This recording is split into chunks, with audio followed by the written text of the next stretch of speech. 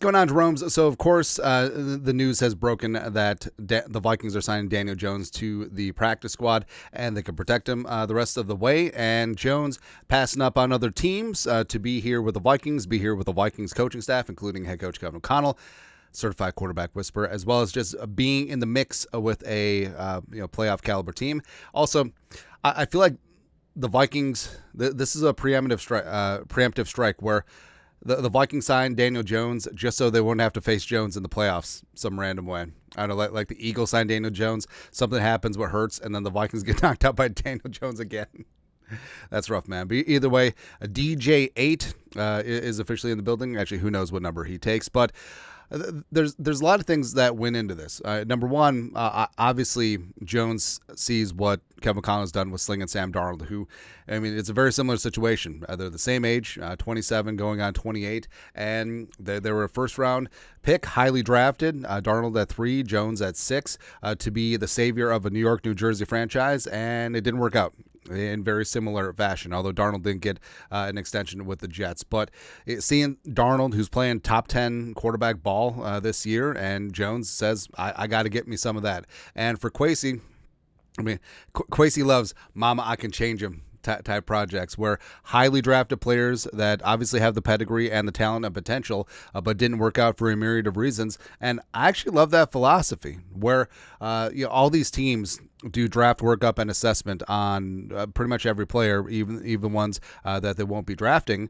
And there's a lot of reasons why players bust. Sometimes it's on the player, sometimes it's on coaching, sometimes it's on personnel, right? And if you bring a player in to do a specific role with your team, maybe he can pin out potential. That's exactly what happened with Sam Darnold. And Kevin O'Connell, now he's just showing off. Like, if he turns Daniel Jones into something viable, which, yes, Daniel Jones is going to be the backup first and foremost. Let's just talk about that. I mean, his reputation as a quarterback whisperer continues to grow and show. But of course, with Daniel Jones, we know all the memes, we know all the jokes, we know all the tropes, we know everything like that, right? But 6 seasons with the Giants, and it was frustrating, and part of it's on him, part of it is on the team. And of course, Jones does have potential. That's what made him the number 6 overall pick back in the day.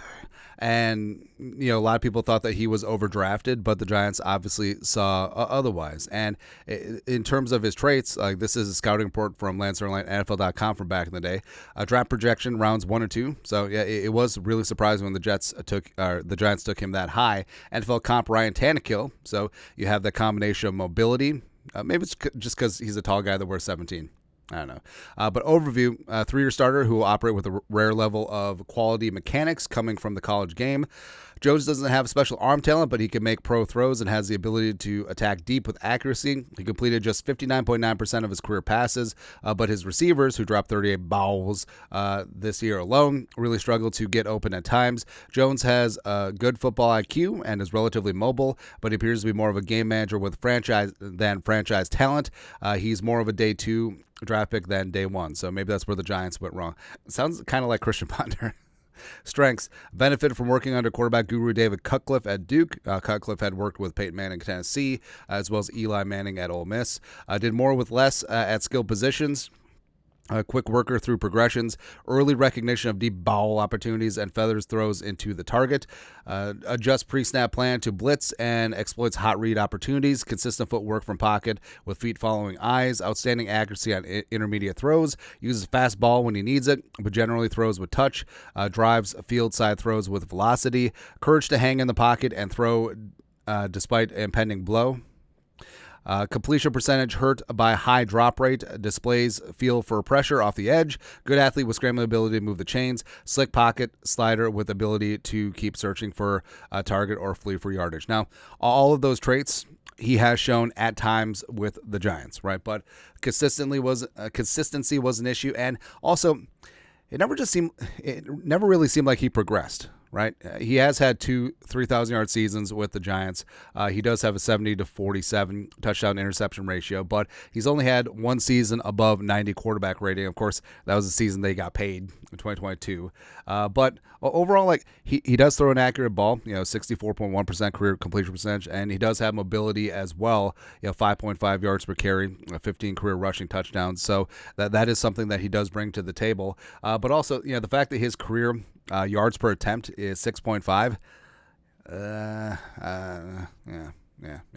But there is things to work on. But hey, here's what he brings: 70 games of starting experience.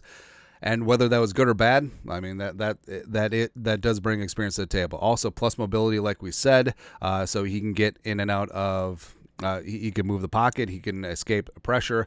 He can move the chains a little bit. So you have that going for you. He used to have good mechanics, and just glancing at some of his film from Duke, like, he does have very good mechanics, and that's something that Kevin O'Connell stresses constantly, both the feet and the eyes. That's something that O'Connell works with Darnold in season. But I mean, things just really got lax with the Giants, and maybe it's part coaching, or maybe it's on Jones, maybe it's that confidence is broken. Who knows? He can't throw with accuracy, and you did see that at times with the Giants. Of course, the playoff game. Yeah, we remember that. High football IQ. Went to Duke. Played under David Cutcliffe. Good in the locker room. Good in meetings. And also, when the Giants benched him, like, there was a lot of players, including Dexter Lawrence and a few others, that really went to bat for Jones. And also, after he was benched, Tommy DeVito and Drew Lock were saying that, hey, we need a jersey swap with Daniel Jones. So he is not a prima donna in those meeting rooms.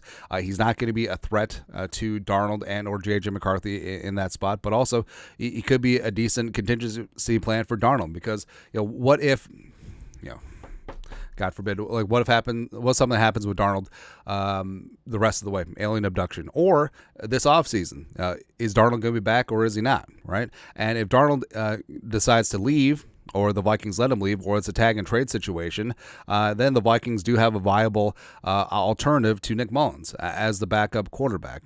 Plus, it's another great project for Kevin O'Connell. He kind of loves doing this. Plus, backup or competition for JJ McCarthy.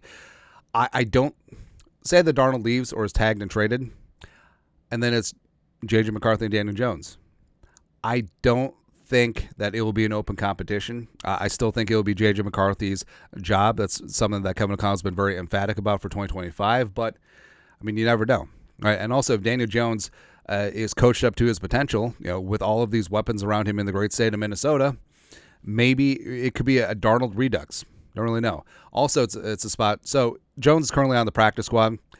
Mechanically, what they'll do is they'll sign him to the 53 at the end of the year, probably taking Brett Rippon's spot, because then if he leaves in free agency, the Vikings would get potential credit for a comp pick, and that also could include Cam Robinson. That could also include Slinging Sam Darnold. So even though the Vikings look to be large players in free agency, I mean, they could still get some 2026 comp pick nice because of all the players that are leaving if Jones signs elsewhere for decent money. So there's a lot of factors in there, but overall, I think that it is a really smart move here by Kevin O'Connell and Kwesi. It adds depth to the most important positions. It gives you viable options outside of Nick Mullins and Brett Rippon, and also you get a gander at him for the next couple weeks, including playoffs, of if you want him as part of your organization in 2025. But, like, will this work out? And like I said, like, Daniel Jones has all the potential in the world, so does he come here and start realizing it? Does he push JJ McCarthy? We'll see. We'll see, man. But your thoughts are what Daniel Jones brings to the Vikings. Let us know. Comment section. You know what to do. Skull production value.